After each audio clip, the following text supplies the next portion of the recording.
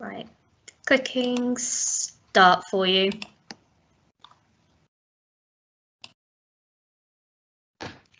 Good evening and welcome to this ordinary meeting of the Property and Personnel Committee. This meeting will be held under the regulations allowing local authorities to meet formally using remote technology. It is being streamed live and is available to view on our website. It is important for everyone participating in this meeting to keep your microphones on mute when you are not speaking to reduce disruption from background noise. Throughout the meeting, councillors should have the chat window open, as this will enable you to indicate when you wish to speak or have to leave the meeting. When your name is called, you will need to unmute your microphone and wait for the word live and the red line to appear around your screen. Please ensure that you speak clearly. Most decisions will be made by the general assent of those present. However, if a vote is required, each councillor's name will be read out by me or the town clerk, and you will be asked to state whether you are for, against, or abstain. If at any time the town council's technology fails and we need to adjourn the meeting for a short period, I will confirm this and ask all those present to turn their cameras off and mute their microphones while the problem is rectified. I will then confirm when the meeting resumes. We can only monitor our technology and cannot halt the meeting if a member of the public or press experiences technology issues. I will now ask the town clerk to carry out a roll call of all councillors and ask you to confirm that you are present. Thank you. Thanks, Chair. Councillor Baker. I'll take that as a no. Councillor Chase. Present. Councillor Price. Present. Councillor Rhodes. I'll take that as a no. Councillor Turner. Present. Sorry, I'm pressing the wrong bit. Back to you, Chair. Thank you. Mobile phones. Members are reminded to switch their mobile devices to silent for the duration of the meeting. Item 2, apologies. I'll ask the town clerk, has anyone sent their apologies? No, we have none, Chair. Okay, thank you. The declarations of interest. The standard declarations are noted. Members and officers are reminded to make any other declarations if they become apparent at an appropriate time during a meeting. Are there any further declarations? I'll take that as a no.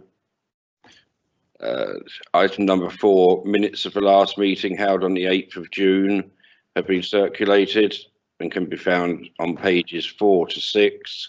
Can I ask, is everyone happy that they are approved and arrangements will be made for these to be signed formally when circumstances allow, and this will be recorded in the minutes? Yeah. I can't say because I wasn't on the committee then. Of course. Thank you, Andrea. Yes, I'm obviously happy with them. I would now ask the town clerk to advise if there are any urgent items. I have one, Chair. Thank you. Sorry, I'm waiting for the light. Have one, Chair. I was approached, I had an email this morning from former Mayor Wendy Squires, the widow of the late Tony Squires, with regard to planting a memorial tree in the Dermersheim garden. That's basically the front garden to the manor house. I said to her it's very convenient that she'd contacted me today because I had this meeting tonight, so I thought I'd raise it here. I'm not asking members to sort of approve a location or a species or anything like that, and I'm quite happy to discuss that with Wendy, who's happy to contribute to such tree. But I'm just asking a general approval from members to proceed in that route. Absolutely, from me. I would agree with that, but I would have a proviso about the type of tree, because some of them can be can grow very large, cause damp, problems with drawing water and dampness away from a building or into a building. So I would say that perhaps not a tree, but certainly something I would be happy with. I can answer that one, Chair. I mean, that's why I specifically didn't include species in that general approval, because there's a lot of advice we'd receive. I mean, we can put trees there, but it needs to be a specific tree. Also, Tony had a very big interest in trees, so it might be something particular to him. But there's not. We obviously wouldn't plant it near the manor house itself, because that would directly impact the foundations of the building. And we need to talk about the location with Wendy and with others. But it's just a general approval to go down that route, Chair. That's absolutely fine with me then.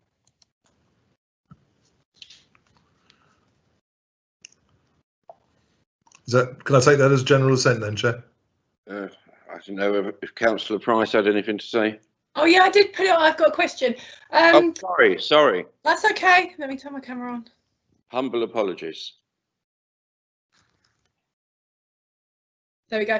It was just that obviously Tony, I completely 100% agree. It was just that Tony's done so much for the town, and I know you said that Wendy was going to contribute, but is there any way in the funds, and I know that would have to go through policy and finance, that we could contribute as well as a gesture to it? I don't know how it works. Obviously that's new to me. I don't know any rulings, but I just thought it'd be a nice gesture because we haven't been able to formally meet or anything like that after his passing. It would just be quite nice that we would be able to do a donation as well towards it. I'm not going to go into, sorry, through you, Chair, I'm not going to go into great depth on that, because there are issues about whether we've got powers to do so. It's also whether if members have got, it may well be that a number of people would like to contribute to said tree, which would obviously be more of a personal contribution than just getting the council to pay for it. So we need to. I'll discuss that with Wendy anyway. But I'm sure members there are some people individually who'd prefer to make contributions rather than necessarily to the council. So there are a number of ways of looking at that, and I'll look into that, Chair. Yep. Thank you.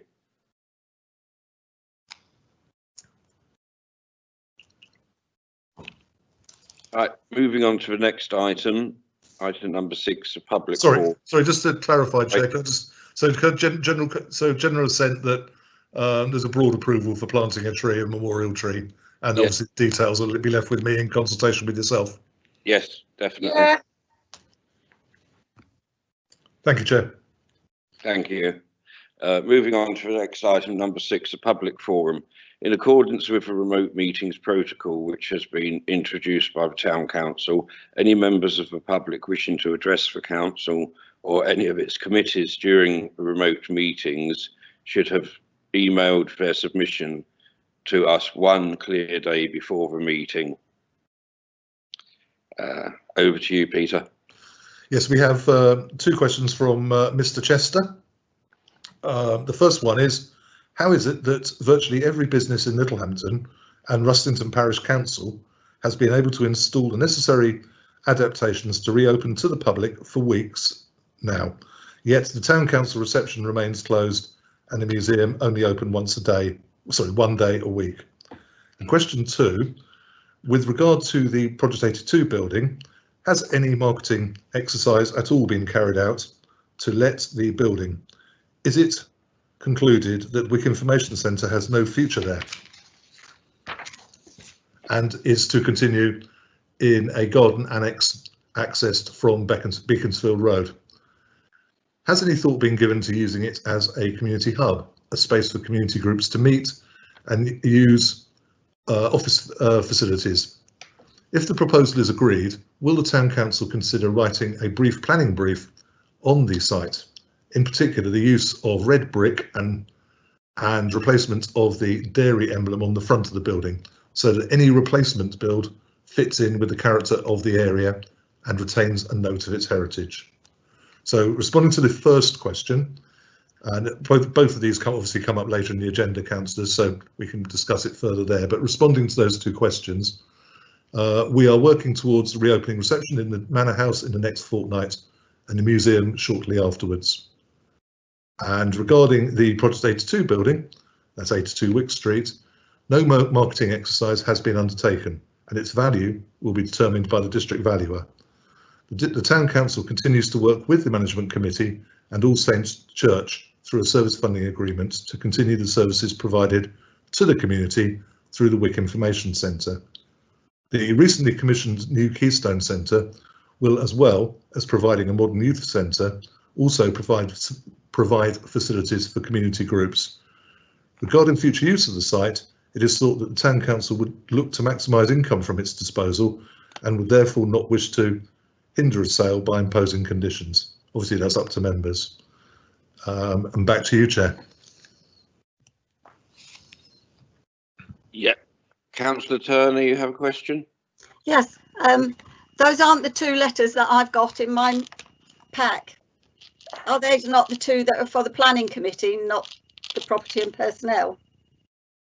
No, they're Property and Personnel. These are the two letters for the. These are two questions for Property and Personnel, Councillor Turner. Obviously, they relate directly to two items on this agenda. Okay, fine. As this is the first meeting, I'm obviously not quite sure where I am, but thank you. No, if you're happy, you sure you're happy? I don't know, but I'll carry on looking. You carry on looking. You come back to us, Andrea.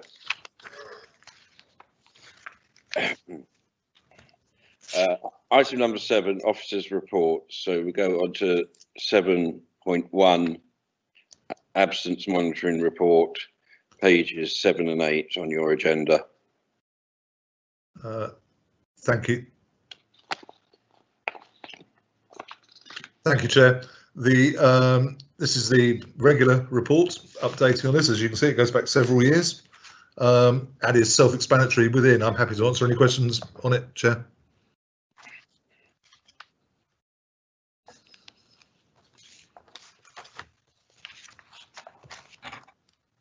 I don't think we have any. Yes, I know. I've got one. Yeah. I was just wondering that there was one year that was particularly bad. And I was wondering if there was any particular reason why that was. Ooh. Which year was that, Councillor Turner? 14 and 15. Was there a particular reason? Is there a reason why it's been going down? Has it been identified why the figures have been going down? They are I think I can fit. I'm not sure that's particularly bad, but it obviously is worse than the figure for the last couple of years. The Town Council does suffer from it's a very small staff base, so it only takes a couple of people to be off to bump up those figures fairly significantly, as can be seen by particularly by the the certificated leave. Yeah. To be honest, without going back to the reports from 5 years ago, I can't remember. No, it was just testing my memory too much there. Whether there was just anything in particular that stood out on that particular year. So it's just clarifying for me. Thank you. No problem. Thank you. I think that's it now. So moving on to 7.2, staffing and property update, pages 9 and 10.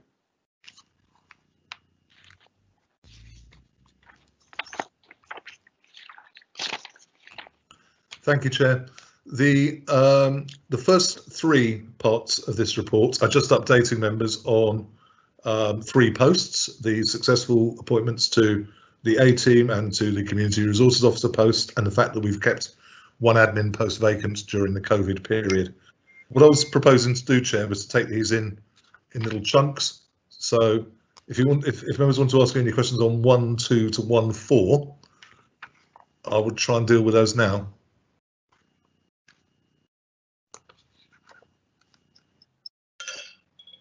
I think the chair's given up with me, so I will then move on to 1.5, which is the amenity team tipper van, which has had a rather eventful time since the last meeting. I think members would agree. Firstly, it was involved in an accident. Fortunately, the member of staff involved was not hurt, but unfortunately, whilst awaiting towing away, for repair, it was stolen, which is, there's not really much more I can add to it than that, Chair, but I'm happy to attempt to answer any questions.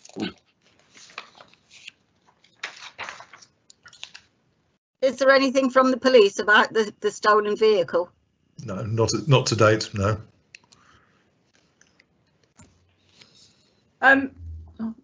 Yes, Councillor Price.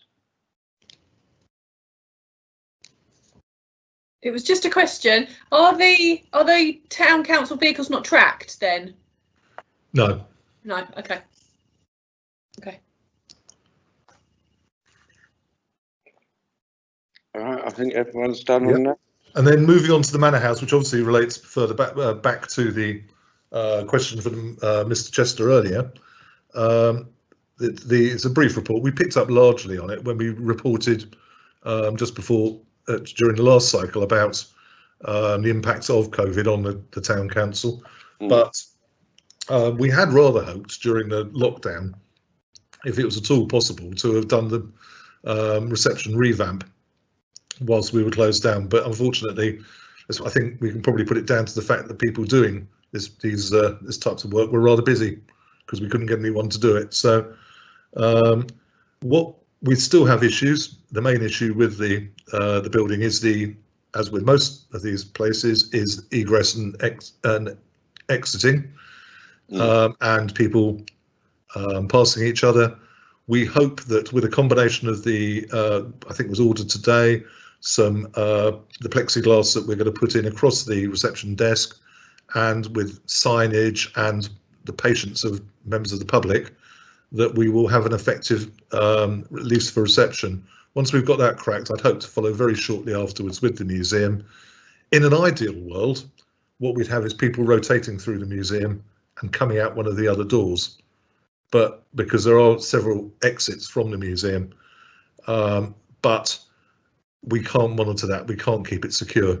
So we will be bringing people out the same way that they came in. I think for reception, we did look at whether it would be better to open only for limited hours, and the view that I've taken on that is that's likely to condense the number of people coming in at any given time. So therefore, we will open it from 9 till 4:30. Happy to answer any questions on that, Chair.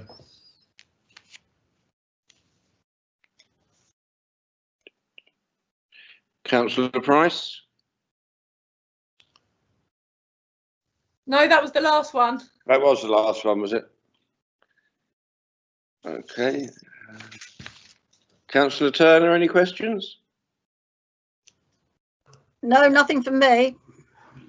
Okay, lovely. Moving on to 7.3, Project 82 building, pages 11 and 12 on your agenda. Thank you, Chair. I'm sure members have read this, and obviously it's a policy of the council is now to dispose of the building. What we need to do that, to deliver that policy, is to declare it surplus to requirements and to get a valuation from the district valuer. The two follow hand in hand, really. So the first part is simply saying that we wish to declare this surplus to requirements. We'll recommend that to council. Council approve it.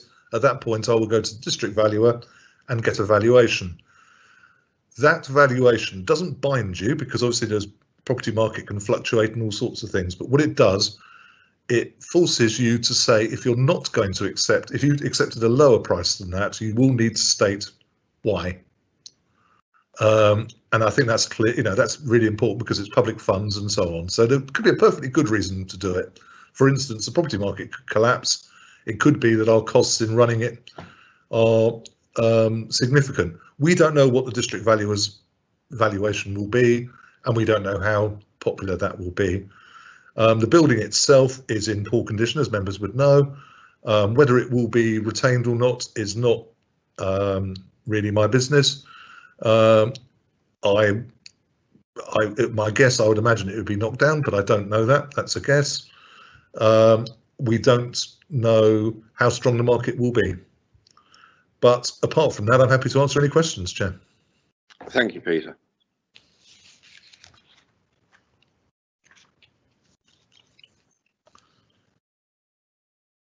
Any questions? No, no questions from me. Councillor Price? No. No, that's fine. Okay, moving on to item 7.4, supplement to holidays policy during COVID-19 pandemic, pages 13 to 26. Thank you, Chair. This is a slightly odd one, and we had to implement when the issue arose. We had to seek an urgent action on it, which members will see attached to the report.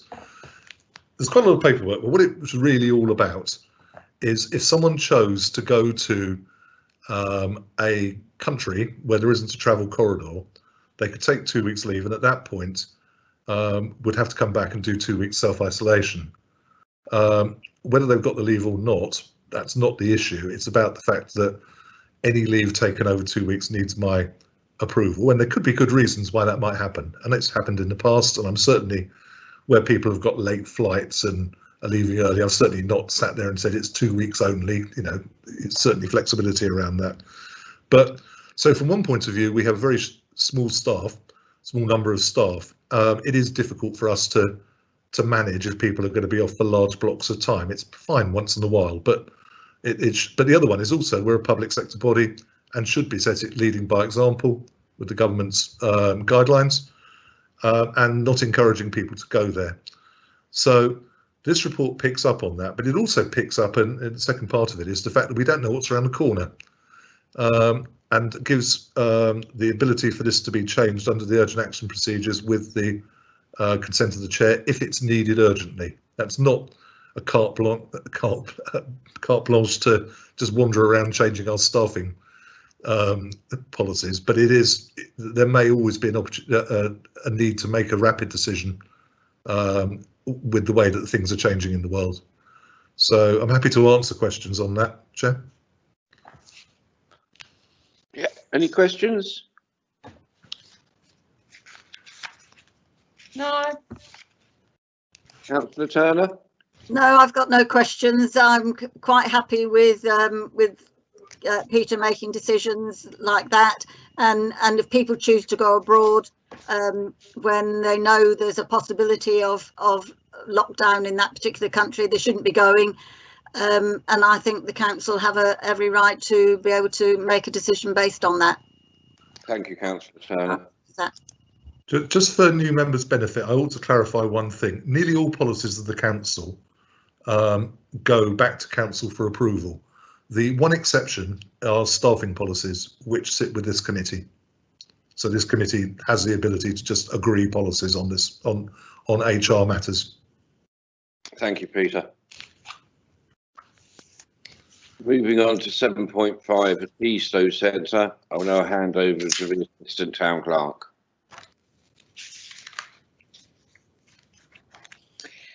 Thank you, Chair. Just to advise members that following the Council's decision to appoint HDA, the architects, as our principal architects for this particular project, we've moved ahead now to make the appointment for the employer's agent, and that was following the tender exercise during August. So that appointment has been made and contracts are being prepared now. So we're hoping to get those signed off very shortly. And from that, the project will then progress and start coming together with the work that has been going on during the summer holidays with the architect and Arran District Council, putting together the planning documentation that's necessary to take the project on to the planning application stage, sort out what surveys are required, and also finalising the outdoor facilities provision there. And once that's in place, we'll start moving with the next step, which will be the planning application towards the end of September, probably early October now. Thank you. Any questions? No. No. No, nothing from me. Thank you, Julia. Thank you, Chair.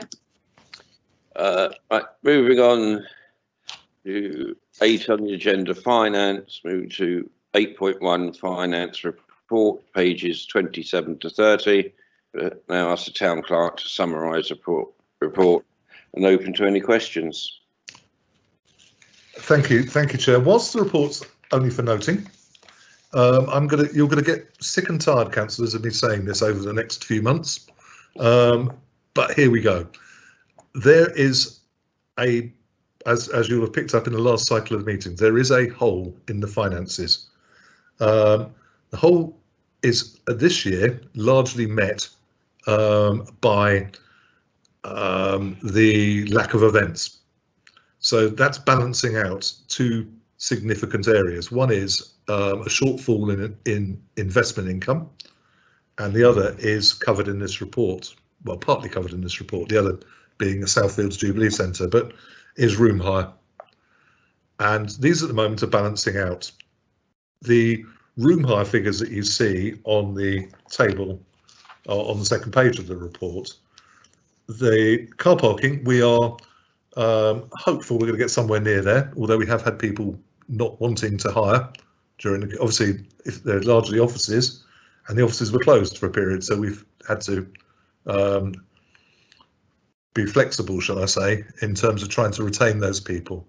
Also, we've lost a couple and replaced a couple. Car parking won't be too far out. It will be lower, but it won't be too bad. It is very difficult to see the room hire figure increasing. We could get lucky, but it is very unlikely that figure is going to improve. We aren't going to get people falling over themselves for large meetings in the Millennium Chamber, and I don't think there's many training organisations looking to book the Fleming Room. I may be wrong. I hope I'm wrong, but all I'm really doing is flagging this up to you, because next year members will surely be probably wanting to roll out some events. That's not for this meeting, but these pressures will be on if room hires don't pick up, and there's every possibility they won't. So I say that as a cautionary note at the moment. We'll see. We'll have to see how it evolves. It's not a crisis or anything like that for the council. As I say, it is being largely balanced out from another committee. But you will hear this a lot as we progress into the autumn, as we approach the budget cycle and so on. So I'm happy to answer any questions now. You will probably hear the same answer through all of the next few committees and so on, and all the way up to Christmas. Any questions, ladies? Very sad, but no. No. Thank you. Item 9 on the agenda, exempt business. There is none, Chair, sorry. Thank you, Peter. I will now bring this meeting to a close at 18:58. Thank you very much for joining me, ladies, and I'll see you soon. See you Thank you. soon.